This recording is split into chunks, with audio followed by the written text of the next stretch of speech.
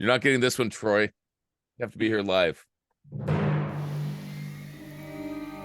In a world overrun with an infinite amount of universes, originating from a plethora of sources, a group of longtime friends band together and try to make sense of it all, and present it to an audience in an easy-to-digest podcast. This is Geeking Off The Page.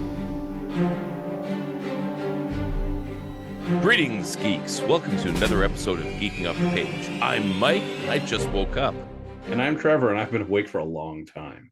So, What's been going on? Oh God, it's been a week.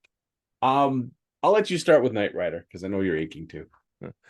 Honestly, it's just plugging along. It's still fun. We haven't been watching as many episodes as normal, but I'm still saying it's better than anything in the MCU, better than anything on Disney Plus.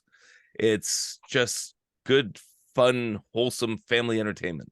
You know, I like the serial nature of it. I like the fact that every episode he's got some new mission or some new problem he's got to deal with. He drives through town and gets pulled into something. Yeah, but we've only watched a couple episodes because the sons have been wanting to try some other things. So Spy Family, they've just released a few new episodes, and it seems like it's a filler season. Did you ever watch any of the Spy Family? I did indeed. Okay, so I was really looking forward to this, but these new episodes are definitely filler. It's just, they're good, like they're fine, but they're filler. So there's that. And then the other anime is Jujutsu Kaisen. I call it Juju Kaiser, but it's this crazy martial arts thing. The first episode that my son showed me was the second latest episode. And once it was done, he said, "Hey, Dad, what do you think of that?" I'm like, I don't really know what just happened. The animation was amazing, but the whole episode was, why is there a panda walking around? Who's this guy? Why is there a guy with one eye that's making volcanoes blow up the city? And why is this guy sending out energy bunnies? It's just a bunch of weird stuff. Cool, but super weird. So last night he said, "Okay, Dad, I'll show you an episode that's gonna basically show you what the plot is, what the story is, and all this kind of stuff." So we watched episode 2 of season 1, which made a little bit more sense. This is when the main character eats a magical finger and gets superpowers. It's like, well, that's weird. As magical fingers will do. Yeah. And the main character is definitely Kakashi, like a 100% Kakashi ripoff. And my son had told me there's a character in the episode who was so overpowered that the creator realized that and just killed him off screen. So I guess that's the character. Went back to his home planet. Died en route back to his home planet. I don't like this character I created. He's dead. Okay, let's move on. So yeah, definitely weird stuff, but 2 random episodes. I'll say the animation's amazing. Okay. So we'll see where that is. But as far as TV shows with the family, I think that's about it. Okay. So this week, Disney Plus ended season 2 of Loki. Oh, I thought you were going to say they ended. Well, no, unfortunately. So they ended season 2 of Loki, and the previous episode ended with like the time loom exploding and everything going to shit. Now this episode starts with Loki time slipping moments before the time loom explodes. And he begins to understand how his time slipping works. So he does this whole thing where he decides he goes and talks with He Who Remains before Sylvie kills him. And this is, I think, kind of where they were like, all right, we know some stupid shit's happened. We're going to try to fix it with this last episode and some good writing. And they do some actual good dialogue, which was kind of shocking. But Loki basically realizes that, because he does this whole thing where he's like, teach me everything you need to know about temporal mechanics. How long would that take? And like Ouroboros is like, decades, centuries. So he keeps time slipping back and learning more until he knows as much as they do. So he's got this whole thing all planned out. a way of so that Victor Timely can get all the way and shoot the thing into the loom and all that, and it all fails. It still all fails. And that's when he realizes this is something that's kind of meant to happen. The loom is an artificial construct that has the limitation because there's no guiding presence. It doesn't know like what timelines to save, what timelines to prune. It just does one or the other. It's like a computer, a 1 or 0. So Loki unleashes the full aspect of his magic and becomes one with all the different time streams. And so the loom up to this point has always been horizontal. And somehow when he makes a throne and sits down with all the time streams and is controlling them and basically becoming the loom, the whole thing slips vertically and now kind of looks like a giant tree, like the world tree. So Loki is now, this is his glorious purpose, is to be basically like a time lord, to be in absolute control of time, so all of it works harmoniously, so that it's not an artificial construct that's streamlining time, it's an actual presence doing it, which is kind of cool. But then also in a way, so at least there's a variant of Loki that's always alive. But then it ends and you're like, okay, so season 3 really can never happen. This is like the end of Loki. You really can't have this guy pull himself out of the time tree now, because it'll die and then things go to shit again. And what's sad is this is the best that Disney Plus can throw at us. And it's disheartening. It's just, honestly, it feels like the MCU, they don't know what direction they're going. They have this whole thing with, now they're talking about, they 100% do not know what they're doing at this point. They're trying to because all their pandering, like the South Park got it right. They've used the pander stone too much. So right now they're in the process of trying to figure out, do we just dump the Kang storyline and go right to Doom? I heard they did dump it. Did you hear the casting? Reed Richards, Pedro Pascal. Like, no, that is the wrong casting. But what I heard for the script for Fantastic Four is it's a movie about Sue Storm. Reed Richards gets emasculated through the whole thing, and most actors just didn't want to be a part of it. So I can kind of see why. So I'm going to jump from there right to. Well, I'm going to go back to Loki for a second, though, because I did watch the ending. Because I knew it was coming. I heard all the feedback. I got to see just this, at least the last couple minutes. So I pulled up some clips online, watch him walk into the space tree and pull all the strands of time. He's sitting there like a peasant in his like peasant Loki outfit. It's not even his glorious purpose, as Guardian armor. It's just his kind of peasant robes as he pulls in the tree of life, essentially. Well, yeah, basically the tree of time. Yeah. And everything about that was wrong. Like nothing landed correctly for me. The acting felt flat because, again, there's no buildup for anything. Well, there's nowhere they can go with this. Exactly. And when this whole Loki series happened, I thought it was great because he just got killed by Thanos. And next thing you know, it's back in time to Avengers, and he manages to escape. It's like such a great character arc where the hero was dies. The time heist Loki, who got the thing and got away, and he thought, hey, and then the TVA captured him, and then realized, and then he gets to see how his life plays out, or how it did play out. And that bothered me because it was, we always say is that you should show, don't tell. The show basically told him how he should character develop. And he did. He just watched TV for a little bit and it's like, oh, okay, now I'm a fully developed character. I'm not a psychopath who just tried to murder everybody in Manhattan. Right. And the show could have had a great chance to show him properly be the god of mischief. Like, what does a character like this do when he escapes death? Like, he cheats it, gets into this weird spot where he can slip through the multiverse. Like, what do you do with God of Mischief in that sort of situation? See, I kind of wanted to see him constantly on the run from the TVA. Yeah. Like him, because now he realizes all the different dimensions, slipping from dimension to dimension, meeting other Lokis, and either taking some of their power to fuel his next side shift as the TVA shows up, and they're like, well, now we got to prune this universe. Now we got to prune this timeline. And he basically becomes like FBI, number one, like most wanted criminal. He's on Which the they board. sort of set up in that first one with him jumping out of the airplane. What was that character's name? DB Cooper. Yes. Like they kind of set that up. Like that was like a little meta story within the story. Mm-hmm. That's what it should have been. Yeah. And that would introduce the element for him to come back into the Thor universe. And if they do a Thor 5 without Taika Waititi and screaming goats, then he could show up and they could have had a good story. Yeah.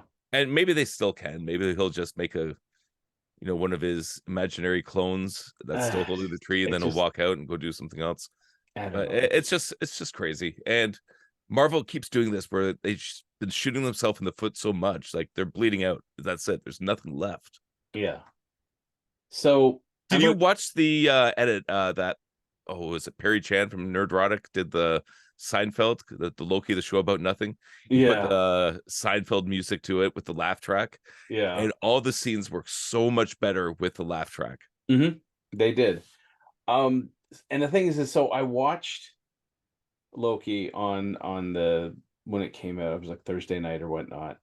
And a friend of mine had gone to see Marvels. And diehard Marvel fan, loves anything with a Marvel logo. He loves.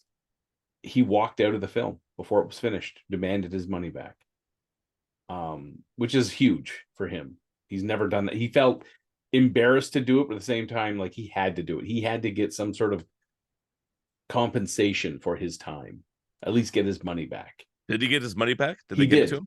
The theater. It was funny that he said the theater manager was just felt because there were a lot of people coming back to get their money back, and he was just issuing refunds and initially it was, oh, here's tickets for a different movie, and my friend was like, no, I want my money back. I don't want to see another movie. I just want my money back in my account. And they gave him his money back, and once that started, it was the floodgates for everyone else to get their money back. Anyway, a lot, I mean, I've been reading, of course, there's been a lot of hate for the Marvels. And a lot of people, oh, it's just the internet trolls hiding behind their keyboards and blah, blah, blah. But like the critics have panned it. And initially they were like, oh, well, the fans love it, 85% approval rating. And then that has steadily fallen as more and more people see this film and just realize what a giant flaming hunk of shit it is. And the thing that cracks me up about this is when they go after the fans, it's your fault that you don't like this turd that we just shot out. Well, it's like, you know what? If there's people out there who actually like it, go buy a ticket for it then. Exactly. Well, this is like, so it's entertainment. That's what you do. You're creating an entertainment product for all of us to pay money and go enjoy. Exactly. But if it's a good one, we'll do it. And I'm the target audience for this crap. I've got a massive family. I'm a diehard fan. I was one who trained my children to love this stuff. And I have the resources where I can drop $200 to go see a stupid movie. But the thing is, you put out crap like this, I don't want to see it. And my kids are losing interest in all this as well. So now you look at the box office numbers, and this is what happens. Yeah, well, so the thing is so I read this thing where the director Nia DaCosta has said that that people don't understand the target audience she was going for. And I look at it as I saw this other demographic of white males make up 65% of Marvel movies leading up to this film. And the second you say, well, I'm going to narrow my focus of my film not to that 65%. I'm going to try to narrow it to elements of that other 35%, not that entire 35%, but just small elements. Well, those small elements are not going to make up the amount of cash that the other people that you're kind of pushing away. It's not like people are going to be like, so like 80% of the people who would normally see this film aren't. Well, I'm going to pay 6 times the amount of money for my ticket to make up the difference. They're not going to do that. And you got, Brie Larson, who has said that she doesn't want to make movies for white males. Yeah, middle-aged white males. This isn't for you. Yeah, this is fine. I won't buy a ticket for that. Yeah, so and they didn't. And I've heard things of, so this film is, you've got 3 female protagonists, 1 female antagonist, and the antagonist is terrible to begin with. Yeah, and looks then like you've bad got, cosplay. Isn't that Loki's wife? Yeah, I think it's Loki's wife. Yeah, and I think it was the thing is there's Carol Danvers is married to this was it some Prince Yan, who is a K-pop actor who honestly is very androgynous, so it's almost like another woman on the cast. And they made sure that they put a chick in it and make her gay and lame. Yeah, made sure that he appears so is very androgynous, like could just be one of the gals sort of thing. This was 100% Nia DaCosta saying, well, let's make a gal flick in the Marvel universe. And you're sure, I mean, absolutely, you've got, all the different people cheering in the background. If you look at the writers, I heard that Singing Planet was from the comic too. It's with the really bad modern Disney all new Marvel comic, but apparently there was some Singing Planet. But the thing is, all 3 writers for this film are women. So this was a movie for women, written by women, directed by women, starring women. Again, the MCU so far demographic has been 65% of that is male. But here's the thing is you could do that and it would be fine if you made a good movie. Wonder Woman, the original Wonder Woman was a great movie. Like it just was. Yeah. I mean, you could talk about the ending and the final fight. The problem I think with this film and other films like this is someone saying this is the female power fantasy without understanding what the female power fantasy really is. And that's the huge thing, is because that's not the female power fantasy. No, that's just women will not show up to the movie because they don't want to be Carol Danvers. Like they don't care. And the thing is, someone had so earlier today I had talked about something about this. You have characters who are God characters. It's like playing God mode in a video game. Now, I've played some video games where turn on the God mode for a while, but all in all honesty, after about 5 minutes, it becomes tedious. There's no element of thrill or danger for your character. You turn it back off after a while because you're like, the only time I play a game in God mode is I'm doing more for information. I'm more playing the game as an informative, like, ooh, look at the textures they've used, or look at the maps they've made, or stuff like this. If I want it to be entertainment, I turn God mode off. Make it a thrill of dying, a struggle to get to these areas, not just walk through infinite ammo, infinite health, nothing can hurt you. And unfortunately, Captain Marvel is that. All the characters in this film, there's never really an element where they're ever in true danger. And the worst part of it is these character arcs for these feminist type movies. It's always, I was always so amazing, and you just didn't realize how amazing I was. I'm just being held down by the patrarchy. Yeah, like that's always a boring story. I can do everything better than my male counterpart. But they've just either been holding back. But not only can I do it, I can do it with absolutely no training or skill. I just naturally talented. It's been there all along. But if you look at something like Superman and Wonder Woman, like both of those characters are godlike power. They're not going to get themselves killed. No. But the story is, well, how do I help humanity? Like humanity is killing itself. But not only I'm trying to do the right thing, and there's people I care about, and like, how do I help people? That's the fun story with Superman and Wonder Woman. But not only that, it's you have a character that still has a weakness. There's still something that they are not all powerful, godlike too. Right, the Superman kryptonite. Does Wonder Woman have that? I don't think she does. She doesn't. Well, I mean, in the first film, the bracers were holding her back. She didn't realize it, but at the same time, realized that with them off, she's too powerful. So she needs that self-imposed limiter to exist in a world where, she's just not breaking everything. But if you look at, like, all these characters that are like the Mary Sue God characters, Rey Skywalker, Palpatine, Captain Marvel, She-Hulk, you know, Disney keeps churning them out again and again and again. And I just recently read this thing where Kathleen Kennedy has this whole thing where she has to insert herself into every one of these characters. Yeah. And it's not just inserting herself being the strong brunette, but the strong brunette has to take on the character that the movie is for, be it Indiana Jones or Luke Skywalker or Han Solo, and they have to physically do something better than the original character. Did you see those Lego studies?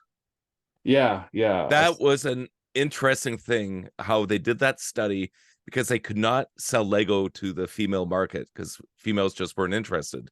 So they did a whole bunch of psychological studies, and they realized that boys and girls play differently. If a boy plays with Batman, he's like, wow, Batman's so cool. I want to be just like Batman. I want to talk like Batman. I want to know everything about Batman. And they try to embody that character. Whereas with girls, if they played with Batman, they would do a self-insert. They're like, oh, Batman's going shopping today. Batman's going to the prom. Batman needs some new shoes. Yeah. And it was this self-insert. And then they realized, oh, okay, well, that's the way the female mind works when they're playing with things like that. But you can see that in these movies. It's turning into a bunch of these weird self-inserts. And you look at Kathleen Kennedy, it's like, yeah, it's like a girl playing with Lego. It has to be me, and I have to basically take over the franchise. It was this great essay this woman had written about why she feels that a lot of these executives in charge are killing these different franchises, because it's not a false female power fantasy, it's tearing down the male power fantasy. Like in case of Rey, jumps on the Millennium Falcon, can repair it faster than Han Solo, who should know that ship really well, can pilot it better than Han Solo, who's been piloting that ship basically most of his life. She picks up a lightsaber and she takes on a guy who's been trained and wins. Yeah, Luke Skywalker didn't even use a lightsaber in the first movie. And with minimal training from Luke, she's like stopping lightsabers with her hands and all this other. I mean, that was 100% Kathleen Kennedy showing off, how she feels she could do. If it was her in Star Wars, how it would be a different story. Then you put her in Indiana Jones as, Jones's goddaughter. First thing she does, she punches Indy right in the face, because that's what Kathleen Kennedy, that was the first production Kathleen Kennedy worked on with Spielberg, Indiana Jones. And I guess she felt that she needed to be in there and she could do it better than Indy. Again, better than Han Solo, better than Harrison Ford.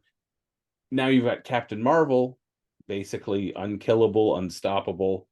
In the first Marvel's film, when she got the little inhibitor off her neck and could show up everyone else how powerful she was, nothing could stop her. She kicked the shit out of Thanos with very little difficulty. It gets difficult for viewers to watch, because it's like, that's not, again, like playing with Lego. That's not how we play with Lego. And for me to go to a movie like that, I'm not going to sit there for hour and a half, 2 hours for a movie like that. That is not the movie I enjoy.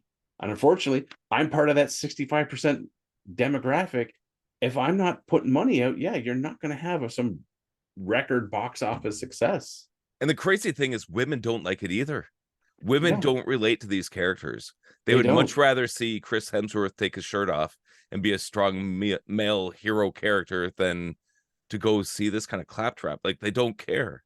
Yeah, and would rather be the Black Widow than be one of these characters. And it's also, I think a lot of it's the writing. I had posted a thing in our Facebook feed about talking about two scenes basically played side by side.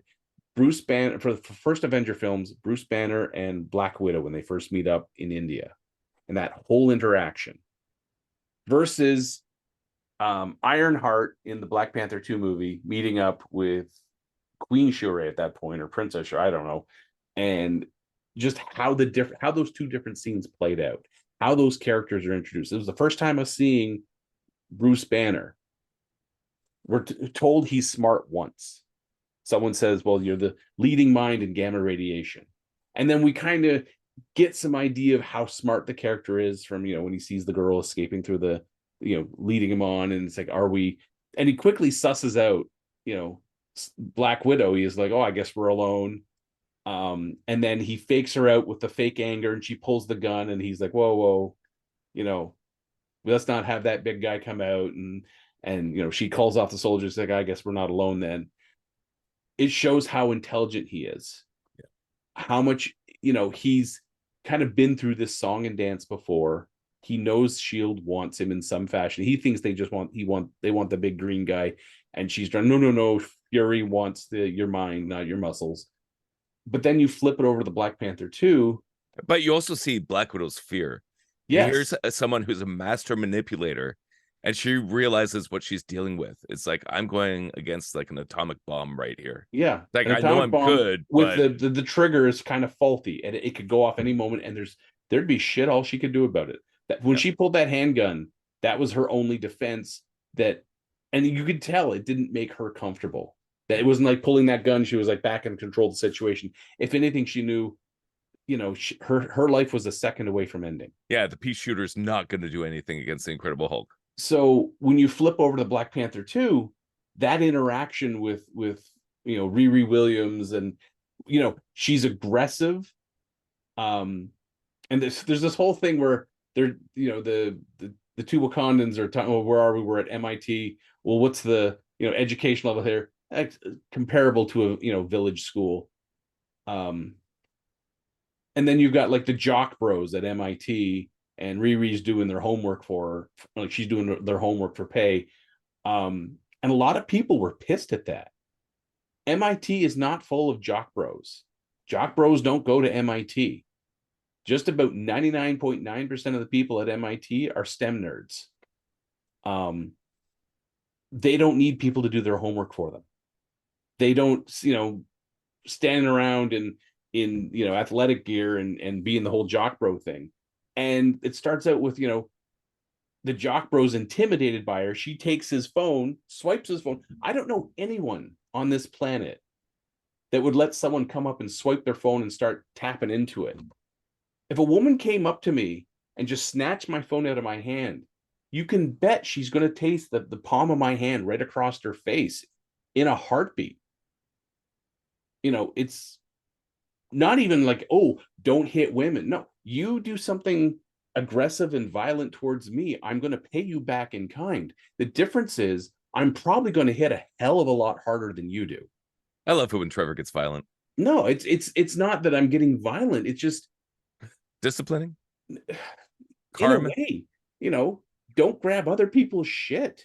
It's as simple. It's common courtesy. If I'm holding something and you want it, you be a polite person of society and say, sir, can I please have that? But if you come up and try to snatch it in my hand, I'm going to feed you your own fucking arm. It's as simple as that. Fingers are on the menu. Your fingers, enjoy, bon appetit, because you're about to eat them. It's just, like Jujutsu Kaisen, you might get superpowers. Cool. Yeah. So it's the movie starts off with where her introduction starts off with her snatching the phone out of his hand and giving herself the money and hey, it's more than and basically steals from him, and then he just accepts it because she's a strong female character. And it's reinforced again and again and again just how smart she is. And when they get to the warehouse and they escape, she straight up just kills a couple policemen, and there's no repercussions for that because it was written that she's a strong female, protagonist. But then we come to, in the final fight between Shuri and Namor, she's wearing the Black Panther suit and she's smart, so of course she's the better fighter. Ignore the fact that he's been fighting pretty much his whole goddamn life. No, she's the better fighter because she's in the Black Panther suit. She took the herb and she's smart. Life doesn't work that way. It really doesn't. I don't care how big of a brain pan you have. If you have no real fighting experience, you're going to get your ass handed to you. I mean, you can think as fast as you want. It's not going to stop that fist from rearranging your facial features. It's really not. Something like as part of the training I do in Taekwondo is, getting used to seeing a fist or a foot coming at your face and reacting to it. But if you've never taken a punch to the face, when that fist is coming in, if you have no training as to what to do, your instincts are either going to be cover up or duck. That's it. You're not going to be thinking about, well, I'm going to redirect this, take control of the joint, twist and lock it out, and then initiate my attack. That's not going through your mind. What's going through your mind is, this is going to hurt. I got to either get out of the way or get my hands up and take the hit on my arms. This bothers the shit out of me. It really does. So when I see movies that are just poorly written like this, and you're like, and you expect me to drop like $20 on a ticket for this? Really? And then you get upset at the audience because they're not dropping $20 a ticket to see your shit fest. Kelly Sue DeConnick, she was like one of those troublemaker writers for Marvel Comics, who apparently was a consultant for Captain Marvel. And she had that classic thing, was like, if you don't like my politics, then don't buy my book. Problem solved. Jump cut to a couple years later. Yeah, nobody's buying comics anymore. I don't understand why. And that same mentality is translating into these movies, like the MCU. It's all over these movies. And I see it a lot through Disney. Again, you've got studio execs in power who are pushing their own agendas, be it the supposed female power fantasy, or this is not a Disney decision sort of bullshit. There's too many people, who have a say that filmmakers either have to compromise, knuckle under, but then there's also the group that are, I honestly, when it was announced that Nia DaCosta was going to be directing the Marvels movie, and I'm like, oh, okay, so what has she done? Well, she did Littlewoods and she did Candyman. Okay. And she worked as a production assistant working with Scorsese, Steve McQueen, Steve Soderbergh. That's fine. But her resume as a filmmaker is pretty fucking thin.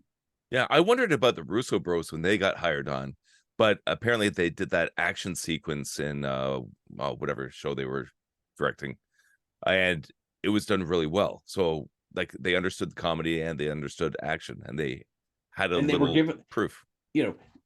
If you look at things, if you look at the Russo brothers, their resume leading up to, it's pretty extensive. Like before they got Captain America: The Winter Soldier, they had done Pieces, Welcome to Collingwood, You, Me, Dupree, Crashing, and then there's a gap of film. Like that was 2007, 7 years of them doing television before they got the chance then to jump back into film and do Captain America. So if you look at their first film came out in 97, they didn't do Captain America until 2014. That's 17 years of filmmaking as directors. Compare it to Nia, who her first film, she did short films starting 2009. Her first large production film was 2018. So she's been filmmaking for, Marvels came out in 2023. That's 5 years. 3 films. 2 films, if you want to, really go up to it. 2 films before being handed the Marvels with an enormous goddamn budget. Like, what was the budget? 200+ million on this thing? She gets handed the reins of a film with a budget of $270 million. In my mind, this is like saying, hey, you're 16, you just got your learner's permit. Here's the key to the Lambo. No. Here's Try not to run it into the ground, okay? Yeah. Here's the keys to the shitty Honda Accord. You're going to drive that for a year or two before we let you get into behind the wheel of a Mustang. But that's the thing. It's like these directors, it's woke casting. It's not hiring them based on their merits. It's hiring them based on diversity check boxes. And because it's basically the company, first of all, pandering to whatever demographic they're trying to get. And it's also creating this shield that they can use when the movie sucks. They can just blame everybody else. It's like, well, you don't like this just because it was directed by a diverse woman. It's like, no, it's because it's shit. Yeah. That's why I don't like it. And so coming up in the MCU, we've got 2 more films of Phase 5. Deadpool 3, which is still filming, and the Captain America Brave New World. And I heard that the Captain America one, they're reshooting something like 80% of it because of how bad it was in screenings, and they're basically doing a full rewrite. I have no idea if it has anything to do with the whole Kang pivot, but apparently. Again, so Julius Onah is the director. Guess how many films he's got under his belt before doing 1. Captain America? I'd say 1. 3. Okay. He's got 3 films under his belt. Let's see. The Girl's in Trouble, The Cloverfield Paradox, and Loose. And that's it. That's his total filmography. Now, his first film was in 2015, so there's a 10-year gap between his first film and when Captain America is supposed to. But again, you're handing the keys to the NASCAR 850 horsepower monster to the person who's been behind the wheel for like a month and a half. And I don't want to see the Falcon as Captain America. To me, it's just not interesting. He's a regular human, no extra superpowers. Yeah. And the 2 things don't go together. Even the wings and the shield, it's kind of weird and clunky. It doesn't make sense. Yeah. See, I kind of wished you set things up with Bucky. Yeah, I kind of wished that they had at the end of Falcon and the Winter Soldier, he passed the wings down to the next Falcon, took the super soldier shot, and accepted the shield as Captain America. That would be better if he got with the Bucky superhero as serum. his sidekick, the 2 of them stepping forward. So better than U.S. Agent, because it's not that he's a good soldier, but he's a good man. Because that's what they were trying to establish, was that, Sam isn't just he's a good soldier, but he's a better man. Whereas, did you ever read the Ed Brubaker? I did. Death of Captain America and all that. Yeah, that was such a great storyline, and I thought Bucky as Captain America is sort of like a darker Captain America, because he's trying to hunt down who killed Captain America. Yeah, essentially. But it's also, and Falcon was still the sidekick. The 2 of them worked really well together. They did, but again, series. The problem is Bucky's a great soldier, but is he a good man? And that's what was fun with it. And the fact that the costume even went dark. Exactly. Yeah. But I would prefer seeing that flipped, where Sam is Captain America, where so he's a better man than he is a soldier, but he's being backed up by Bucky, who is a far better soldier and is willing to make those morally questionable, decisions without hesitating. See, I'm opposite. I want to see Bucky be Captain America, and he's struggling with it, whereas Captain America was that guy. Mm-hmm. And Bucky is fighting with all the demons and shadows and trying to do the right thing. Then the Falcon could be his compass. Like he's his Jiminy Cricket. Exactly. It would be so good. It's kind of keeping him on the straight and narrow path. It's like, hey, no, we can't go around killing everyone because you're Captain America now, dude. Like, yeah. So it's just, I think we're supposed to get a couple more series after Loki. We've got What If, which is coming out at the end of this year, which one of the episodes was supposed to be part of What If season 1, but they didn't do it. So we've got that coming out. We've got Echo, which is Disney Plus's first R-rated Marvel series. Which I watched the trailer for that, and it wasn't as bad as I thought it would be. I think the whole show is going to be trash. Yeah, I'm not going to watch it, but I wasn't as offended as I thought I'd be by the trailer. Now we still have. I just can't believe what they've done with Daredevil and Kingpin, and like, yeah. Oh, it makes me so sad. Netflix had such a good thing going. but now we've got Agatha Darkhold Diaries. It's supposed to be coming late 2024, but who knows when that is. And then on the TBA, they have Ironheart and Daredevil Born Again. I yeah. Yeah, I don't care. Yeah, I really don't. And then Sony dropped the trailer for Madam Web. Did you see that? Oh my god. So let's talk about Madam Web. Uh, this is obviously not like the cinematic universe. This is something much different. So this is a film. Who's the? I'm trying to think. The director, S.J. Clarkson. Which again, but the difference I think between S.J. Clarkson and Nia DaCosta, S.J. Clarkson has been working in television since 1999. She has a gargantuan amount of credits under her belt as a director. And Trailer still looks like crap though.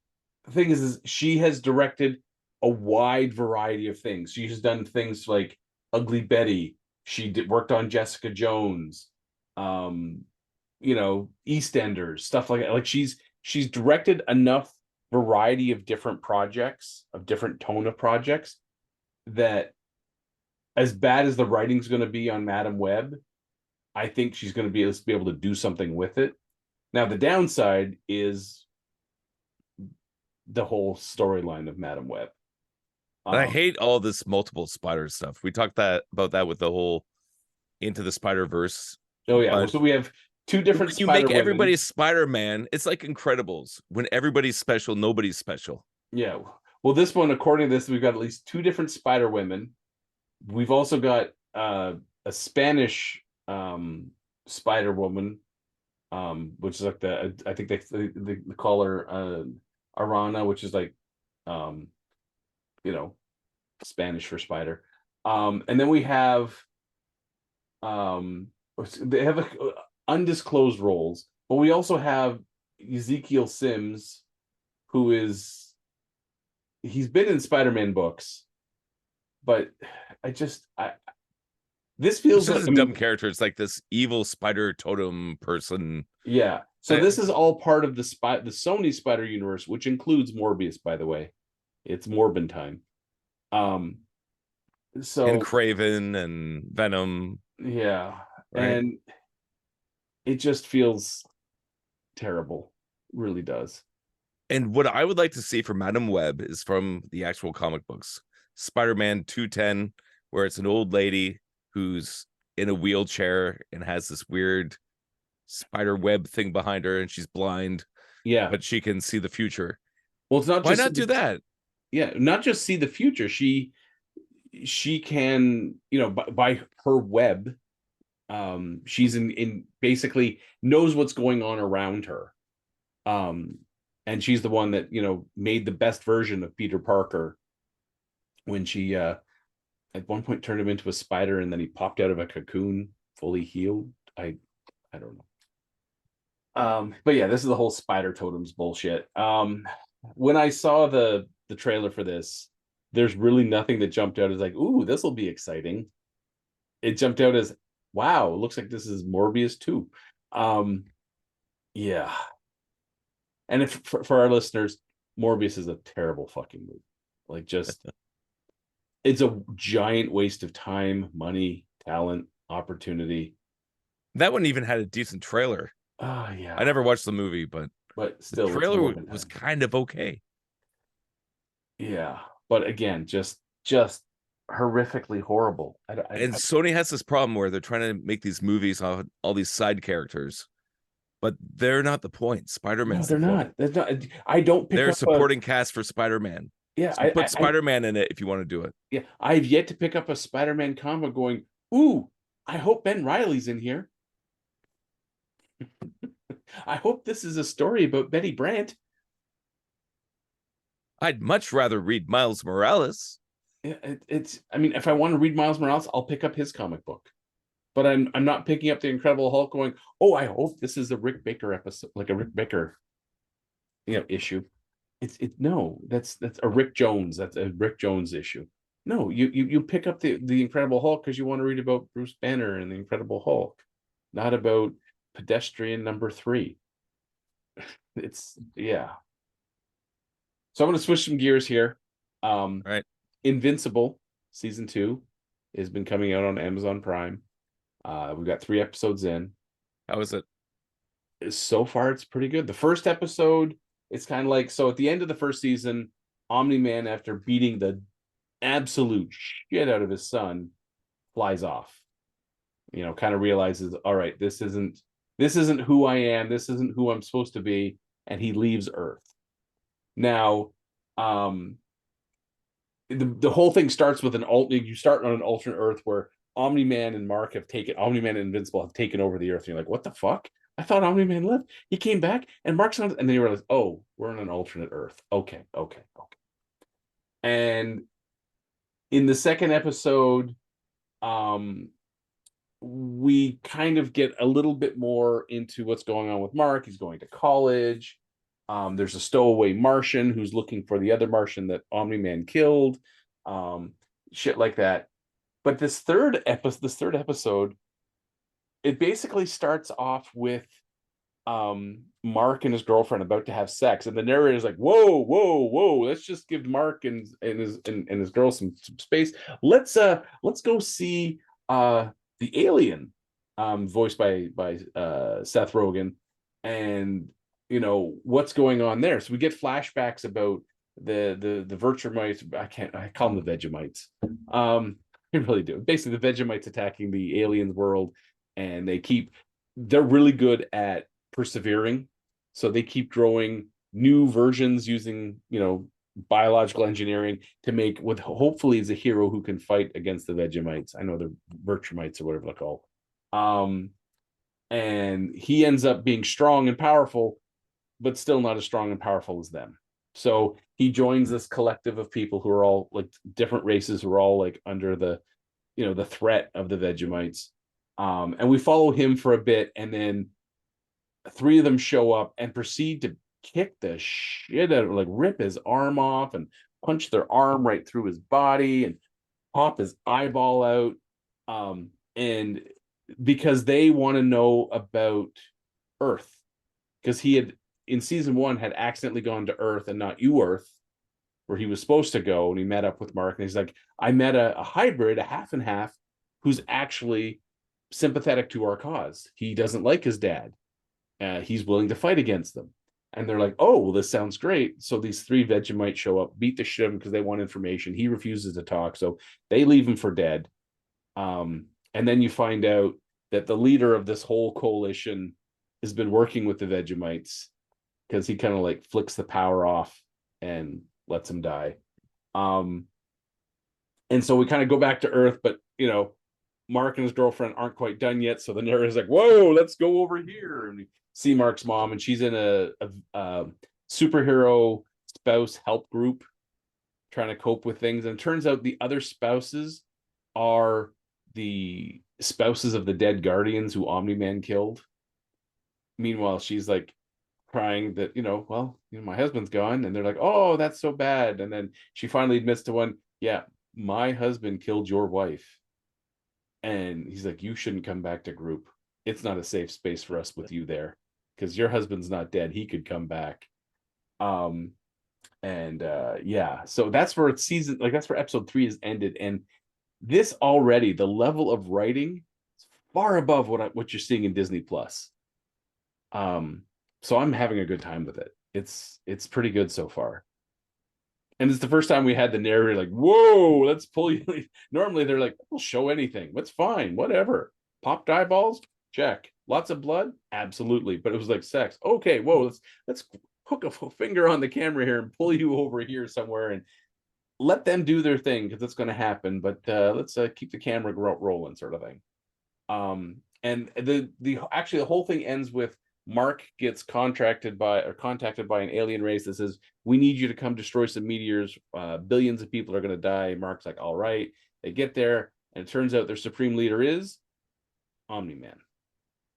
And that's the credits right there. So it'd be interesting to see, do they fight on the planet? Does Mark go home? What goes on? Already more tension than we've seen out of Disney Plus. So yeah. If you haven't watched it, I still recommend watching the series. It is good. The writing is really sharp. Shit has consequences. I'll try a couple more episodes. All right. Yeah, Invincible was never quite my thing. I like the idea of it. I like that it's a new superhero. I like how it's kind of taking the whole superhero genre, kind of going meta with it. Mm-hmm. I do get tired of the evil Superman trope, and I do get tired with the excessive violence in a superhero comic like that, where they play that up more than the actual story. I I always like my get tired of Spider-Man. like Superman punches someone and leaves like a human cutout on the wall, sort of bullshit. Or it's like the Superman video game, the where you land on the street and a thug runs up and Superman has to block his punch and takes a little bit of damage. How? I mean, if Superman were to really punch someone in real life, they would just turn into a fine red mist. As their bodies accelerated past the point of staying cohesive. Has there ever been a good Superman video game? I can't really think of it. I've played Superman video games before, I have. but Superman 64 and Nintendo 64 is like the most horrible game. But the problem with playing like a Superman games, again, you've got a character who is that's what you were talking about. It's God mode. Like you're on God, like you're not even on God mode, but you're on God mode. Like your street thug who runs up and hits you with a 2x4, even if it's got a nail in it, you shouldn't take any damage. But that would be such a fun game. Like it would almost be like one of those. It's more like a game where there's a countdown timer, and you have to do all the things or else everybody dies. It's like, I have to fly here and save that person, fly here and do this thing, and fly there. There's a great quote from Superman in one of the cartoons that he feels like he's living in a world of smoke. He always has to pull back his power for everything. To him, like a building is like it's made out of smoke. It takes no effort for him to fly through it, like zero effort. Like as much effort it takes us to walk through a fog bank is him walking through buildings or flying through buildings. So he's always has to hold himself back. And I think it was when he was fighting Darkseid the first time, and he's like, "But you can take it, can't you, big man?" And the fighting Darkseid was a chance for him to finally let loose and just see just how strong he really was. And it was such a great quote. I mean, I think whoever wrote that, they got to be given an award or something, because in essence, for Superman, that's what life is like.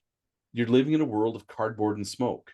Imagine that for a video game. Okay, a Superman video game where you go to open the door, you actually just break the building. Well, I mean, I think the closest is Hulk Ultimate Destruction on the Wii, where you were meant to destroy everything, and you honestly could level the city to the point where there were no buildings, no nothing. You just had to hit them hard enough and long enough. You were destroying buildings, you were whipping around cars, just running down the street, and cars are flipping out of your way left and right. You're not even really touching them. You're not like you're pressing the attack button. You're just dashing, and everything's getting knocked out of your way, or cars would suddenly explode around you and kill people around because you just passed by at high speed, and your hit might have brushed like the front fender, and that car's like in Nebraska now, or orbiting the moon because you've launched it so far. So that'd be the closest I could see to it. We're just existing and things get destroyed. I mean, but yeah, a game like that would be fun, but for how long? Like 5 minutes? You'd have to find a hook to make it. There'd have to be a really fun. strong hook. Yeah. So yeah, that was. But then the last thing I did between our last podcast is I watched Transformers: Rise of the Beasts. It was on Peacock or Paramount. No, it was on Paramount. And I wish Gavin was here. I would love to discuss this with him. I have a feeling I know what you think. What did you think, Trevor? There were some G1 designs. I'll give it that. Barely, but what a steaming pile of crap. There were just so many things like, so there were questions I had right off the bat. So Prime and the associates were already on Earth. Now, the movie starts off with Primal and his gang using the transwarp key MacGuffin and going to Earth. But somehow Prime and Bumblebee and Mirage and all the the usual gang of idiots, they're already on Earth. Why? Reasons. Never told, just reasons. And we're told that the movie takes place in 1994. So before the pre-LaBeouf era, but the movie Bumblebee has already happened. That's why Bumblebee's around. But how come Prime and the other ones are still there? Or how did they get there? Or why the fuck are they on Earth to begin with? Never explained. Now, Michael Bay was part of the executive production for this movie. So in theory, this is part of the Bay universe, the Bay formers. So the other thing is didn't Bay and Company already do some sort of like space warp portal and a planet in orbit around Earth? Wasn't that like 3? Dark Side of the Moon, where I didn't watch any of these Transformers. The other Prime showed up and had like these space keys that could make a portal back to Cybertron, and turns out he's working with Megatron anyway, and blah blah blah. But yeah, so anyway, there's already been a MacGuffin for teleporting things long distances. So I watched the film and I was like, well, fuck, this movie could use a rewrite. So me being me, that's what I did. So the movie takes place in 1994. Leave that the same. Okay. You could even still have the Primals and their whatever their fucking MacGuffin is, the transwarp dildo, whatever it is. But you can cut to another kind of like a pre-cut scene sort of thing of Prime and Company have fled Cybertron to a moon base so that they can rearm, re-equip, saying how they're losing the war. Even with the disappearance of Megatron, they're still losing because the Decepticons outnumber them. They've got to find a way to refill the ranks. Unicron shows up, begins munching on the moon. So Prime and Company have to leave. And so they...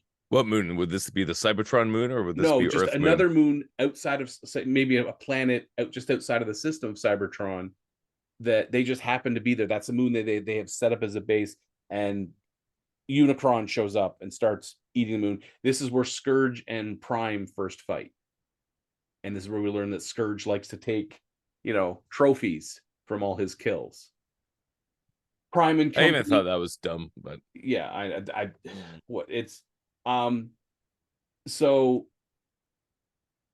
at this point they use like whatever emergency transport system to try to get them back to Cybertron, but with Unicron eating the moon, the system goes haywire and just sends them randomly out. So they go into low recharge mode or whatever. Anyway, on the moon, as it's being eaten, Scourge says that, something to the effect of he still wants Prime's head. He doesn't, he's not going to take them getting away as a loss or a defeat. But he knows that Prime knows the location of Cybertron, something Unicron desperately wants. Unicron wants Cybertron because it basically, it's like a giant fucking buffet table for Unicron. Not a whole lot of having to turn dirt into something to eat. It's all metal anyway. So still do the whole thing with the chick finds the half the thingy in the Maximals, whatnot, triggers the MacGuffin. This alerts Bumblebee, who's still on Earth from the first movie, and he sends the signal up to Optimus and crew. They come out of low hibernation. They show up because this is possibly a way back to Cybertron. Scourge and the Sweeps are also alerted. They head to Earth. Museum fight as it happens. Elena says, hey, well, the artifact came from somewhere in Peru. Let's go to Peru, because why not? It's a better looking location. The big Peru fight. This is where the Autobots meet the Maximals, and they all get their asses kicked by Unicron's forces, who then take possession of the MacGuffin. I'm just going to keep calling them MacGuffin because it was such a dumb thing. So Mirage can sacrifice himself to save Diaz, who uses a scavenged arm cannon, not a whole goddamn suit of armor out of fucking nowhere, just kind of pulls Mirage's arm off. I hated Mirage as a character in this movie. Oh, I wasn't. It was such trash, and I hate the idea that these Transformers can just alter shapes into anything at any time.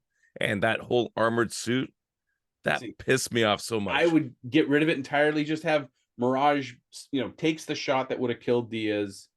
And arm severed one. Diaz sees the arm and is able to jury rig enough power to it to convert it into weapon mode, and kind of has to stand there and fire it like a goddamn cannon that keeps sliding him back the thing until Prime can get into the fight. Not gets a goddamn mystical suit of Transformer armor. So he, Prime, and Primal end up taking down Scourge. Yay. Elena, the chick, figures out how to use the transwarp key. At this point, Unicron has shown up outside of Earth because it's being Scourge, and the group has said, hey, come here. Prime's here. We can get the code from him to get to Cybertron. She uses the MacGuffin to throw Unicron to the other end of the known galaxy. But before she does that, Prime and crew say, we have to stop Unicron somehow, because reasons. So they leave Bumblebee behind. They're like, B, you've got to stay here and go back to your original mission and find Megatron. This is where we find out that B was sent to Earth to find Megatron. B is one, he's a premier warrior, but he's also one of their best scouts. So Optimus and crew get shifted to Cybertron or wherever the fuck they want to go. The Maximals go with them. So the only Autobot on the Earth is Bumblebee, who's still looking for Megatron. Kind of setting up, the first Transformer Bay movie, where Bumblebee's the only Autobot on Earth and calls the rest of them back down again, and Megatron's been revived, and go on and so forth. And at the very end, Diaz is not recruited by fucking G.I. Joe. Diaz is recruited by Sector 7 because he's had direct contact with alien life. So you even get John Turturro to show up, and you can even de-age his face if you have to. He recruits Diaz into Sector 7.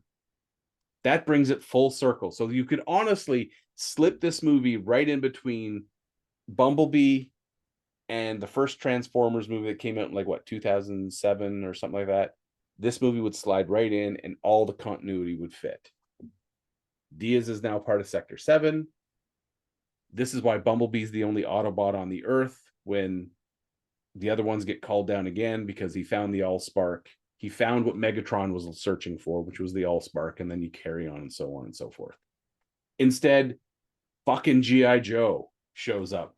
And Prime and the Maximals are on Earth in 1994, but mysteriously, somehow they all leave, leaving Bumblebee behind for unexplained reasons, and then all have to come back. I think my version explains why they would leave and why they would leave Bumblebee behind to keep looking for Megatron. I would just do a hard reboot. I know Gavin will complain. It's like, you don't like anything unless it's G1. It's like, maybe you're right. Maybe I don't.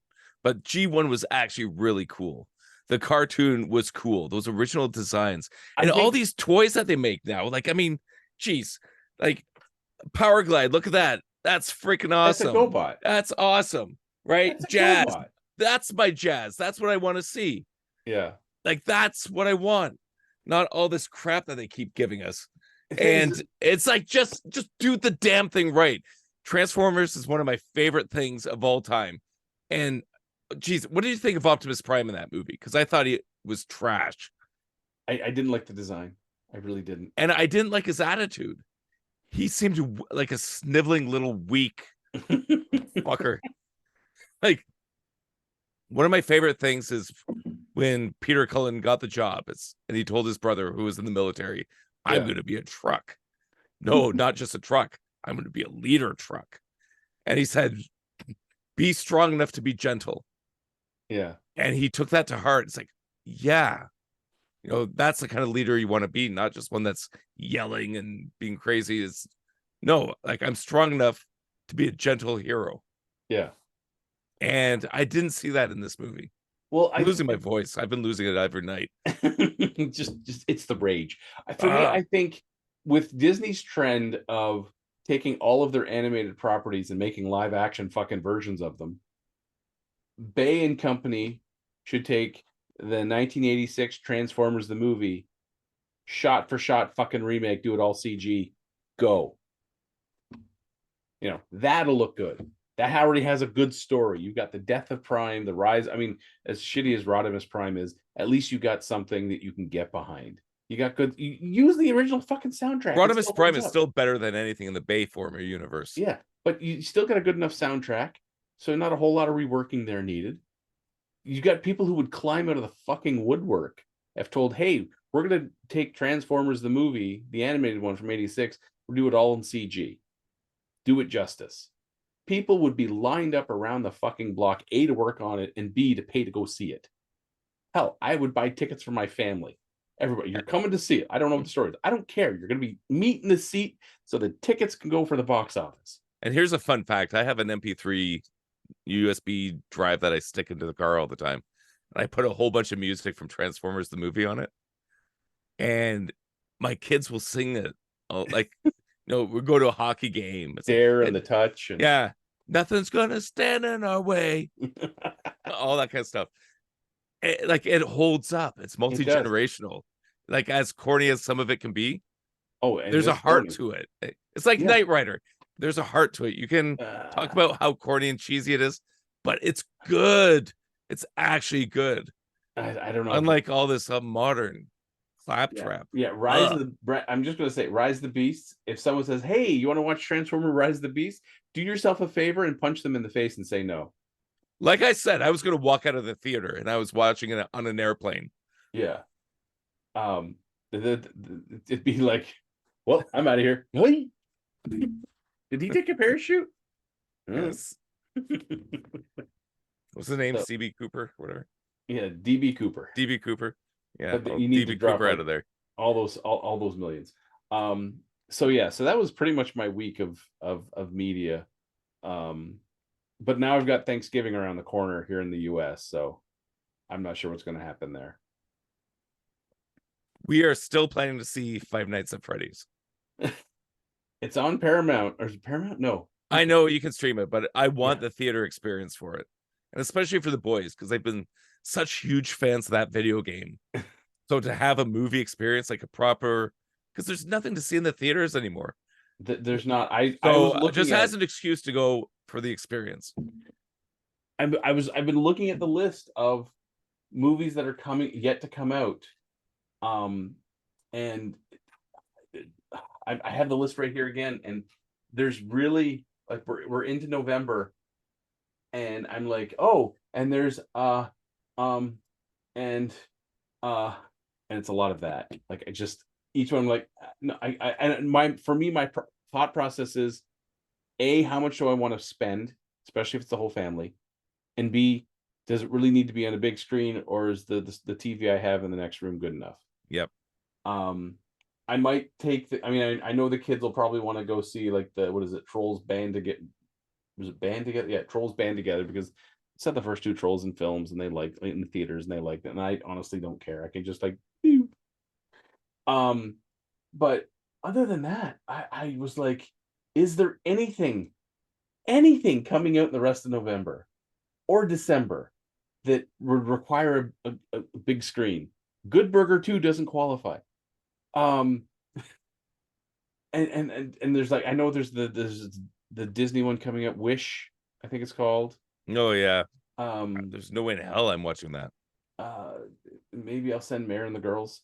The only thing I can think of that I'd want to see, but again, can I not just watch at home, would be Silent Night. Joel Kinnaman. That's one, and I think that's probably one that I would be happy to see at home. I would happily see it at home, but I don't know if I would pay to see it in the theater. Right.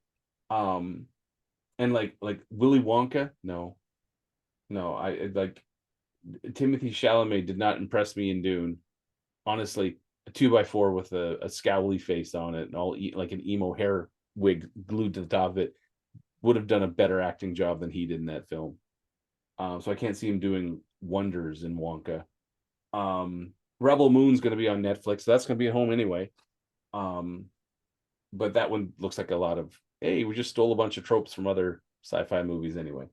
Because that's how Zack Snyder rolls. But yeah, so I was looking through it and I'm like, oh, there is nothing on the list between now and the end of the new year that I'm like, hey, I got to see this in the theaters. Not a goddamn thing. So I don't think any of these movies are getting my box office money. I'll wait for streaming. And it's sad. That's really sad. Like, I remember last year there were lots of films. I was like, ooh, I'd like to see this in theater.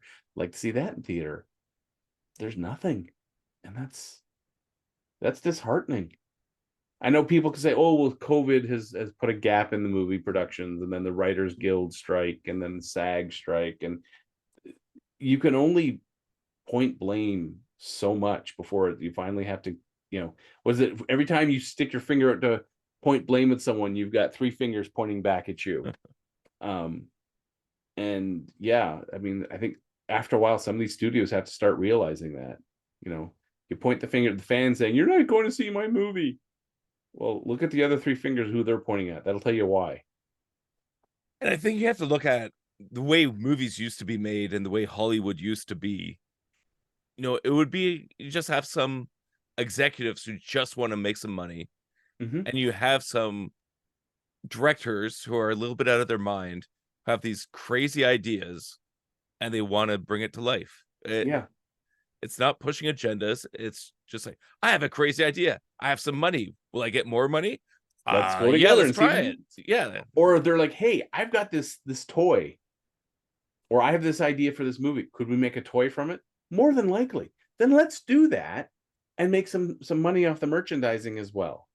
Tell your story. I don't give a shit what your story is, as long as it's good enough to put meat in the seats and make kids want to buy the toys. Good. Because that lets the creatives be creative. Yeah. You can try some crazy stuff. It's not pushing an agenda. And if it works, everybody makes money. Well, and a lot of people get entertained.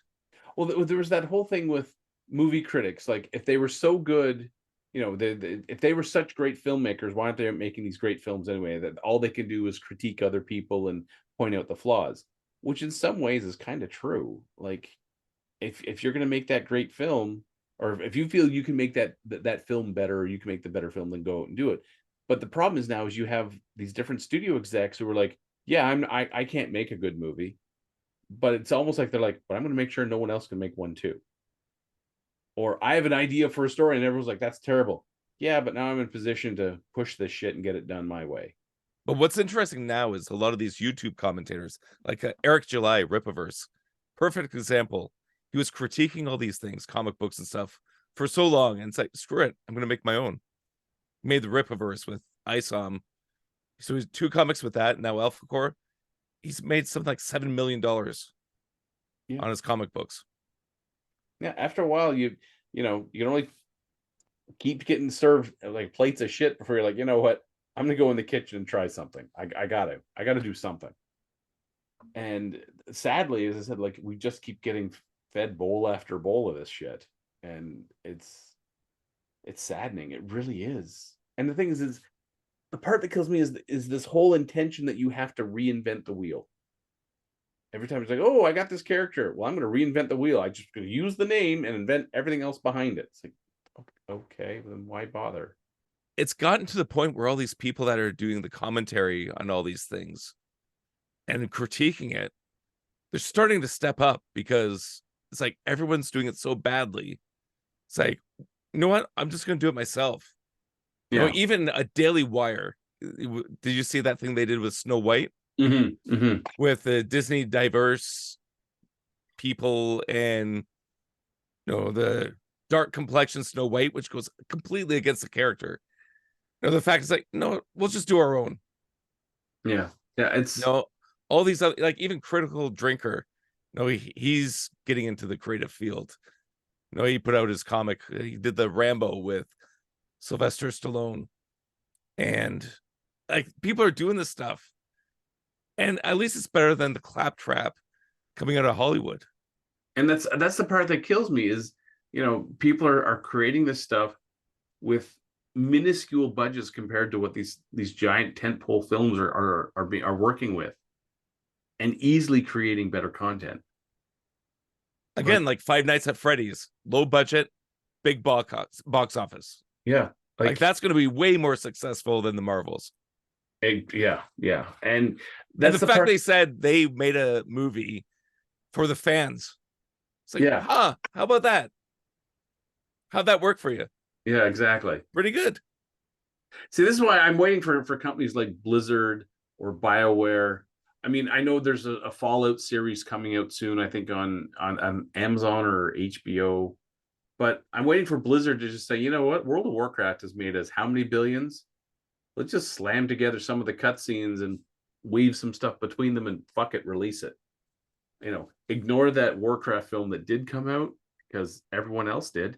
That was terrible. I didn't see it. Oh, you didn't miss anything. But I in a way, it's like, a lot of these video games that are out there coming out or have already have great storylines to them.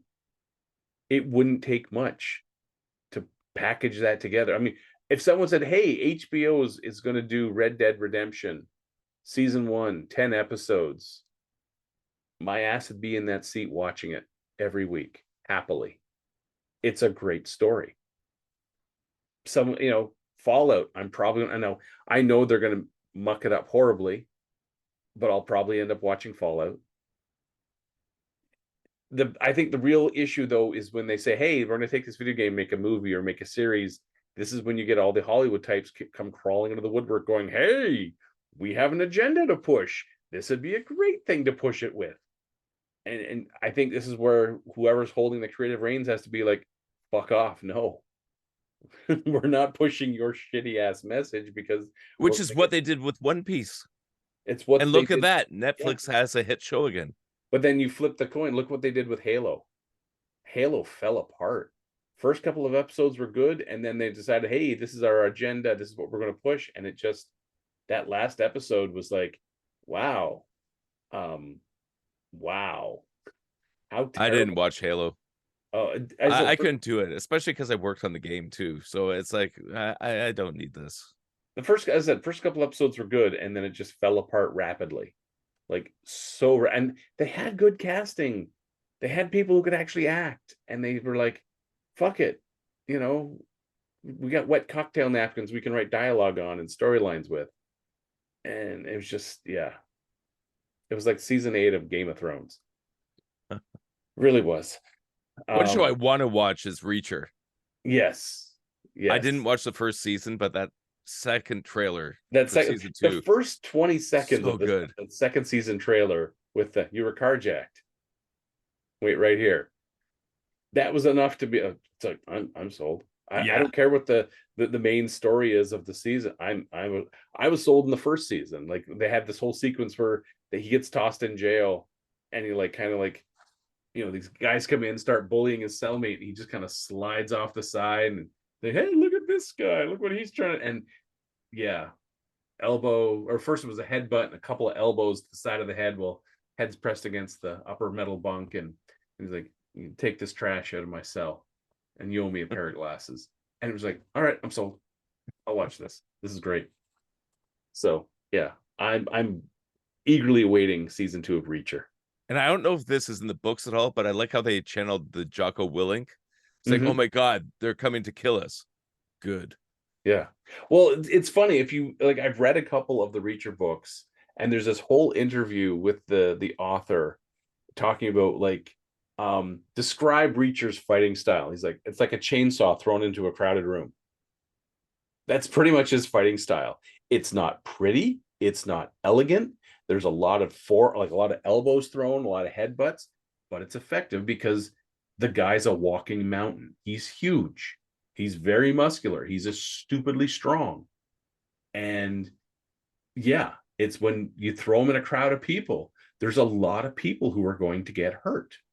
And he doesn't walk away like, like completely unscathed. He's got like, he's cut over the eyebrow. He might have a broken finger. It's just part of the job for him. And yeah, the books read out the same way. And the show, I mean, ignoring the Tom Cruise Reacher films, these play out the same way. That's why when I first saw the first Tom Cruise Reacher film, I'm like, wow, he's like half the size he's supposed to be. Like half. So when I first saw the first trailer for the first season of Reacher, and you see him, and he's like almost like a full head taller than most people, like, oh yeah, okay, they got the right guy. Yeah. And like, why isn't he wearing cuffs? He was too big to wear them. So they have him in zip ties, and they're like, hey, we'll cut him. And he just like, wait a second, snap. You recycle. So yeah, it's a fun series. So now should we try our collective goodbye? I think we can try that. Yeah. All right, ready? I'm just seeing things going. Power stable. Okay, ready? Collective goodbye. I think we did it. All right. Have you been listening to this podcast? Thank you. I'm surprised you got all the way to the end. I'm surprised we got all the way to the end. And if you haven't been listening, well, then you won't hear this anyway. Yeah. So Mike can go back to sleep, and I can go to bed, and then yeah, tomorrow is another day. And that's words to live by. Good night, folks.